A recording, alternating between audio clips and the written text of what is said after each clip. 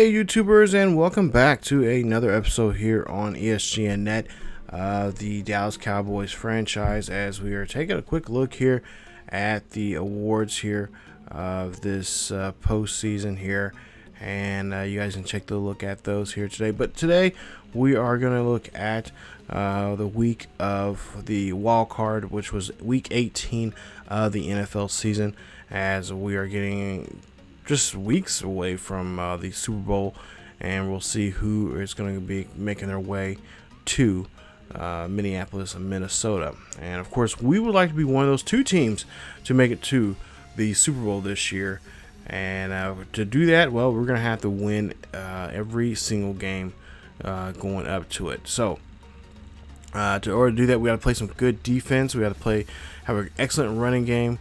We're going to have to really hope and pray that Dak will get himself together here and be able to read defenses a lot more better than he has been here in the last couple of weeks, and especially not have a game like we did there against the Eagles there in week 17. So we have a bye week as we're into right now, and we'll show you guys those teams. If you have already known already who made it, well, you don't have to worry about that. You guys can just go ahead and skip in front of here, because we'll talk about the team stats here in just a bit. But we'll show you guys who didn't watch the last episode, which was you guys can. I think there's a link down below. I'm not for sure, but there should be of the franchise episode 18 of the Dallas Cowboys franchise, which was our bye week video.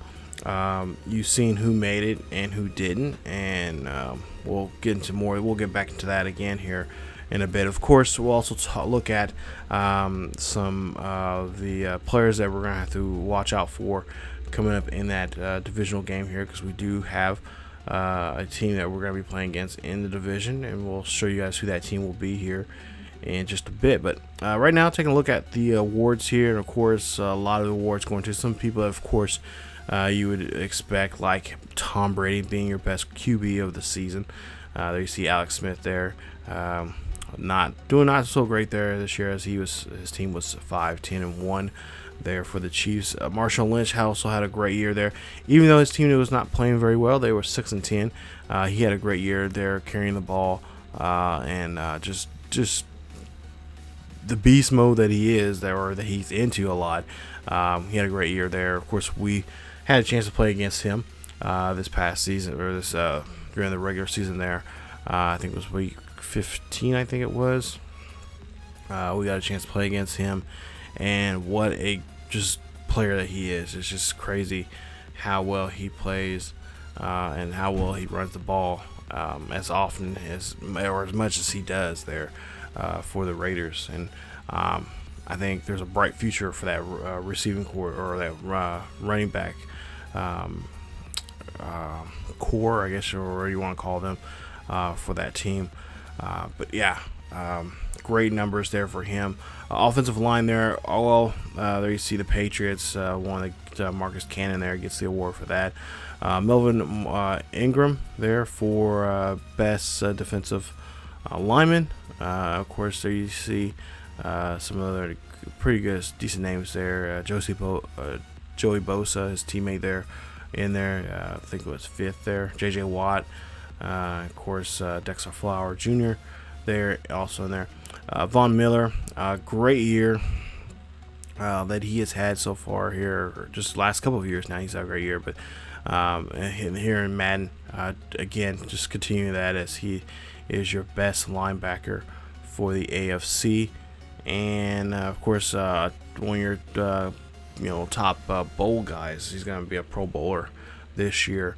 And I think here pretty soon they should be announcing those here in this game here for too long here of who the Pro Bowlers are. Then we'll see here defensive back, and we'll see. I did not catch who that was. Marcus Peters there for the Chiefs, and I'm running for that. But Malcolm Butler there, your guy. And then finally, another Patriot gets another award here.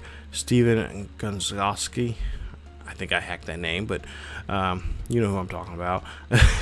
He is your best kicker for the AFC there. So congrats to him. And congrats to all the AFC players that have won awards this year, and they're going on and moving on to the next round. Now, go to the NFC. There you see Matthew Stafford, 12-3-1. Lions having a very impressive year, and of course they will be having a bye week also in the divisional round along with us, and they'll be playing either the I think it's either Seahawks or oh, I forgot who the Seahawks were playing. I can't think of who that other team was, but they'll be playing one of those two teams there, or have a chance to play one of those two teams there coming up in the or get a chance to play the Lions here coming up in the divisional round. And like I said, we'll see who those are here in just a bit. There you see Defensive Player of the Year, Aaron Donald there on that one. Of course, Kenny Galladay there for best rookie, offensive rookie there. Ryan Switzer there, you see him had a great year there for us. I think I mentioned this in the episode there, the previous episode of this series. He had a great year this year so far, and if he keeps it up like he did throughout the regular season there, he's going to definitely be a shoe-in to be a guy that will play in every down in our wide receivers for next season. So he just needs to keep it up and keep it going there, and I think he has a really great future there. I think he'll be our next Cole Beasley there, even though Cole Beasley, I think I've kind of gave him a hard time this year, but Cole Beasley, both those guys are just some tough guys there. They will take a hit. I can leave them out to dry up the middle there, and they will take a hit and they will hold on to the ball. Now, with the exception of Cole Beasley, of course, because there's been a couple times there that he wasn't able to hold on to the ball as much as I wanted him to, especially during the first couple of games there. But then through the course of the season, midway through the season there, he was getting better and better at it. But Switzer, he has been taking some licks there, and he was doing a great job for us there. There you see our best running back there, of course, Ty Morgan, Montgomery there for the Packers. But there you see us at 4 with Zeke Elliott. And our backfield there, just talking about just putting patches on patches. Zeke Elliott started the season off really great until we had the NFL come down on us on the suspension. Had to sit him out for 6 weeks. Darren McFadden, whose career was probably on life support, just out of nowhere came alive for us and was able to do great things for us there for the season until he got hurt. But I would even say, I keep forgetting about this, but Alfred Morris there, he stepped up there for quite a while there until he got hurt, and that's when we brought in, Jason Johnson, who a guy that we had to let go because we got our guys all back, and but I'm looking at him for next season. There, he is definitely going to be, depending on who we want to bring back next year. If we don't there's some kinds of names right now we're tossing around, but there's a good chance that we will have him back on our team there. If we're going to try to sign him to a long-term deal, because he was very impressive for us, even though he was on the practice squad there, and he only got a couple of carries a couple of times there. But I was really impressed with what he was able to do there, just coming off the bench as a practice guy.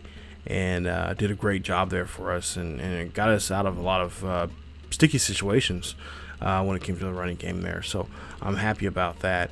There you see linebackers, Ogletree, of course, there, your top guy there, who's going to take home that award there. None of our guys are there. Like I said, this year it's reconstruction right now for our defense. We're just trying to see what guys are working out for us. There you see Anthony Brown, great job there. I know keep switching off here, but I have to say something about this guy here. He has stepped it up. The last 4 or 5 weeks here, he's been on top of his game, especially at the game against Seattle. He had a great day. He had 4 picks in that game. 2 of those 4 went back for pick sixes. One of those 4 went back for pick sixes in that game there. Just a great day there for him, and I'm hoping that that will continue here as we go along here. Excuse me, into the postseason. And of course, Dan Bailey there, one of kickers there, and of course, not one of the best kickers of this year, but definitely up there when it comes to his performance with us this year. For the records this season, for the single game records, Dak Prescott there, he got one there for 577 yards for the game. That I can't remember exactly what game that was, but I know that was a game where he threw several picks and was still able to win the game. So, that is going to be in the record books now. Roethlisberger there, you see 7 touchdowns in a single game there for him this season. So big up to him, along with other names, great names there. Michael Bennett of the Seahawks, who were a lot of people are saying that this could be a good, interesting matchup between the two teams there. He had 6 sacks in a game there this season. So there you see his name there for and the most, of course, by Derek Thomas back in 1991. Well, to the late, great Derek Thomas there back in 1991. And then Rodgers there you see for the season, 5,491 yards, beating Peyton Manning, who set that record back in 2014. Has that record now for most passing yards in a season. And then, of course, Prescott in there too. He's down there at the far below that list there. He had 5,052 yards there this season, even though he threw 26 interceptions. So, yeah, that boggles the mind right there. There you see, along with the 26 interceptions, he also had 44 touchdowns there this year. So, I don't know. It's kind of confusing of how this season has went for him. I guess you could say that his season has been a season that he's kind of trying to brush off that sophomore slump that a lot of people talk about that they have after you have a really great rookie year. So I'm hoping that next season will be different. He'll be able to throw more precision passes, make more judgments of his decision making out there and stuff. So we'll see how that goes. Take a look at the standings here, and these are just some standings here you guys can take a look at here of us showing who made it to the playoffs and who did not. And of course, some teams there, they're going to be in the draft area. We get the first picks there. Of course, like the Jets there, they're going to get the second draft pick overall in the upcoming draft here this spring. Patriots there, you see 14-2. They of course got a bye week, and we'll see them who they're going to be playing in the divisional round. Chiefs 5-10-1. Both Chargers and Broncos, for some reason, both are going to go to the playoffs there with exact records. I believe the Chargers had the tiebreaker there on them. Chargers and I'm trying to think who the Chargers are going to be playing. But Broncos will, of course, be in the playoffs along with them. Falcons and Saints there you see there. They're both going to go on. And, of course, a lot of people in Atlanta are hoping that this will be a better season than last year. Of course, we all know about the whole blunder that happened there at the Super Bowl with between the Atlanta Falcons and the New England Patriots. And then we finish this off at the NFC West. So you see the Seahawks moving on. And, of course, the 49ers won their first game there in Week 17 as we lost our first game in Week 17. Now, take a look here at the wild card looks with the games that are going to be coming up here. Titans are going to go to LA, going to face the Chargers there. Redskins are going to go to the Falcons, and the Broncos are going to go to Pittsburgh, and the Saints are going to go to Seattle. So we've got some pretty good, interesting games there for both the NFC and AFC this wild card round. And of course, the game we are going to be focusing on will be, of course, the Redskins and Falcons game because we've already played the Redskins already twice this season. I think the Falcons we played too. I think we played them very early. I think it was like weeks 4 or 5 or something like that. We played them. So we played both teams already. Like I said, Redskins we of course, we play them twice a year. So we faced them. It'll be our third time this year. And the first time, it was a good one. We won that game 24-23. Very fun. Just defensive battle there. Basically who had the ball last was going to win the game. And then the second time we played them was back in week 13, which was right before or right during Thanksgiving. And we were able to win that one. We won that one in a big game there. Won that one, I believe, 48-10 for 51-10, something like that. We had a big game there. I think we'll show that still stats here in just a bit. Both of those games there, but for the most part, it was a really good showing for us there. So we'll see who we're going to be facing, and it looks like it's going to be the Redskins there. Redskins win this one 48-10 against Atlanta. So a nice thumping there from the Redskins there on that one. As for the rest of the games, Titans got beat by the Chargers 26-14, I think it says there. And then the Broncos Broncos lose this one. They lose to Pittsburgh there 35-10. So Ben Roethlisberger and the Steelers are going to move on there. And then looks like Russell Wilson is going to go ahead and move on to the next round there as he beats the Saints 41-24 there.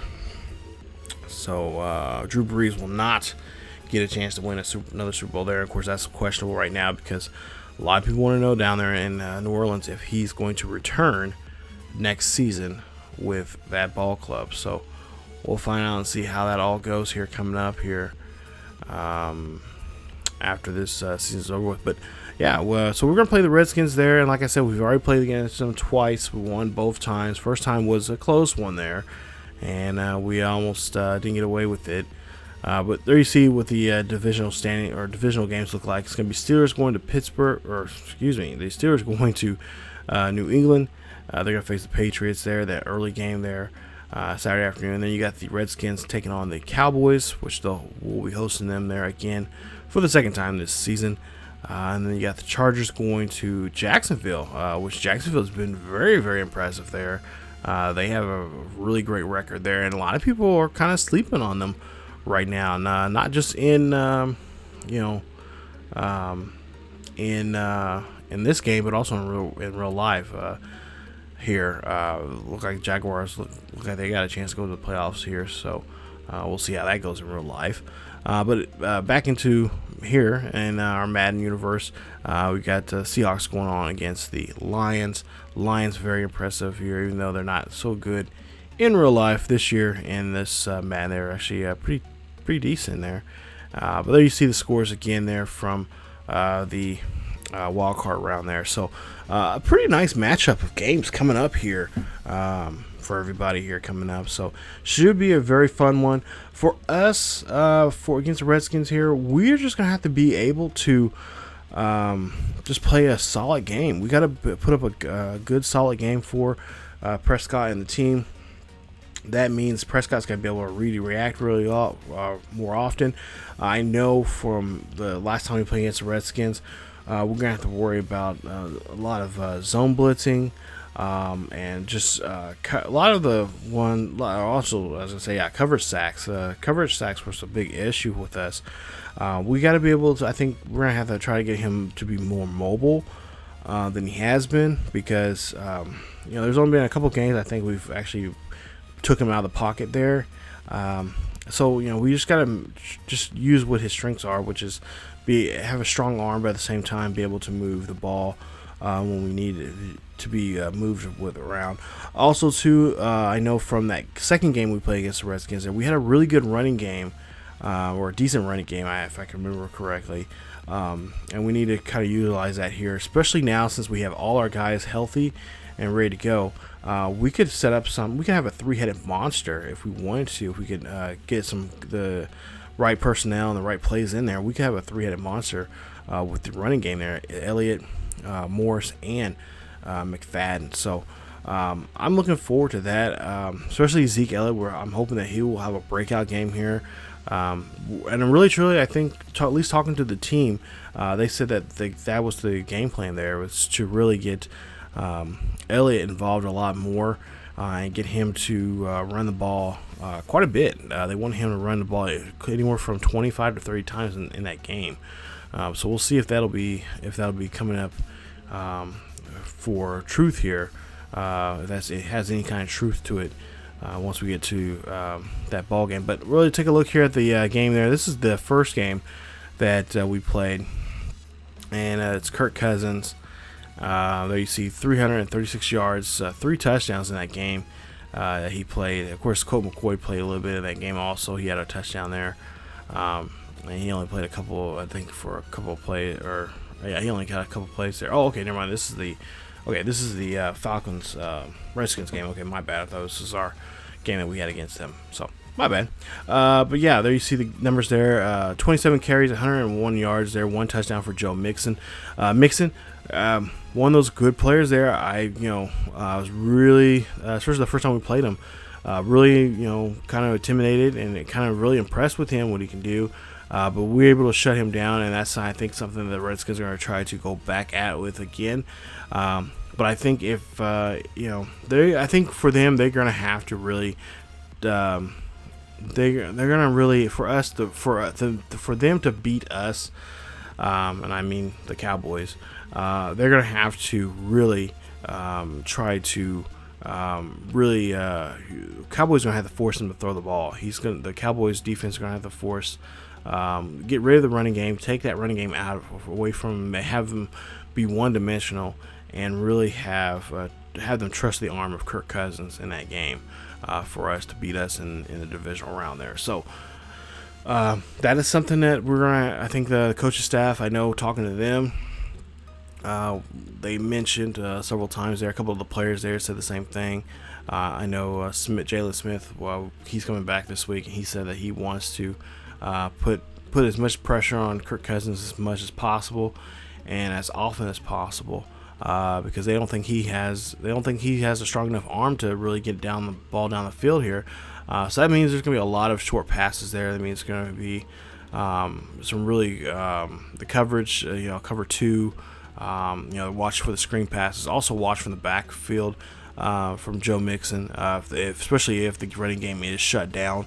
And if they can nip that in the butt there, they can try to I can see the Redskins trying to throw the ball to him and try to get him in a situation where they're trying to throw screen passes to get that yardage there. So throwing short to go, from a, what does they say? Throwing short to get a big play there. That's something I think the Redskins are going to have to do to us going into this game. Take a look here at just some of the numbers there. Just their attributes there for this game so far. And like I said, Joe Mixon, one of the guys that we're going to have to watch out for here in this game, because like I said, he's going to be key. If they can have a good running game with him, then that's going to open up a lot of things. And that's like throwing to this guy right here, Terrell Pryor, senior, 6-year guy from Ohio State, former quarterback for them, now wide receiver for the Redskins. And that is something that we don't want to happen. We don't want to get these guys involved. Same thing with Crowder. There you see his numbers. Crowder, so far this year, 68 receptions, 802 yards, 4 touchdowns for him this season. So he's had a great year there. Terrell Pryor, just a little bit more, 73 receptions, 873 yards, and also 4 touchdowns for him. Going back to Mixon, 234 carries of 728 yards to 8 touchdowns, 11 broken tackles, and 5 fumbles for him. Jordan Reed, their tight end there, who's had a great year. Almost came close to, he's the only player really coming close to 1,000 yards. He had 924 yards, 11 touchdowns for him, and 72 receptions. Allen, of course, there, the rookie defensive end there. He's going to be a guy that's going to just try to do a good job there, stopping at the run. But he's more known for his passing, being a pass rusher there, and he's going to be a threat to us there. And then a guy like Ryan Carrington, who's going to be up the middle there, he is going to be a guy that we're just going to have to really watch out for when throwing. And then same thing there with Zach Brown. Zach Brown this season, 73 tackles, no tackles for loss, a half a sack, 5 interceptions.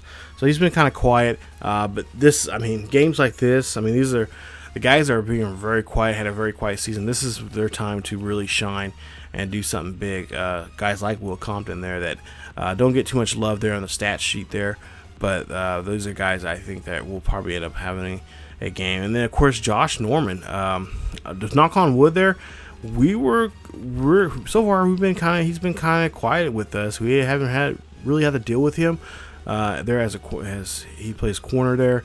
And this season so far he's had 59 tackles, no tackles for loss, but 5 interceptions. Not, I guess decent numbers there.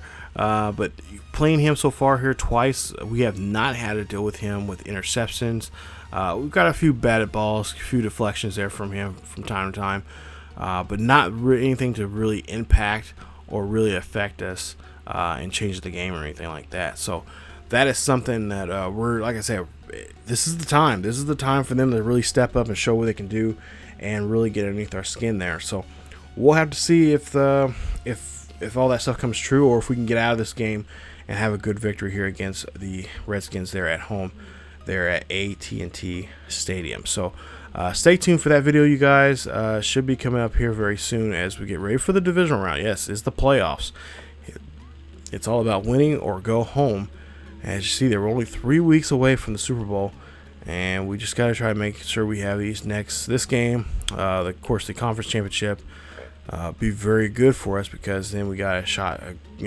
Win these 2 games, we got a good shot of getting to the Super Bowl there, and then we'll see how that goes there, and try to see if we can win it all. So that is it for this week here on the Cowboys Insider. Hopefully you guys enjoyed the episode. If you did, please leave a like. Also, don't forget to subscribe to the channel for more Cowboys Insider here on ESGNet. You guys also follow us on social media, on Facebook, Twitter, and Discord. Check us out there for the latest news and events on what's going on here on the channel and what is going on in the world of sports gaming in general. Thank you guys so much for watching, and stay tuned for more Dallas Cowboys franchise here on the channel. As always, keep yourselves and each other healthy, and I will see you guys next time.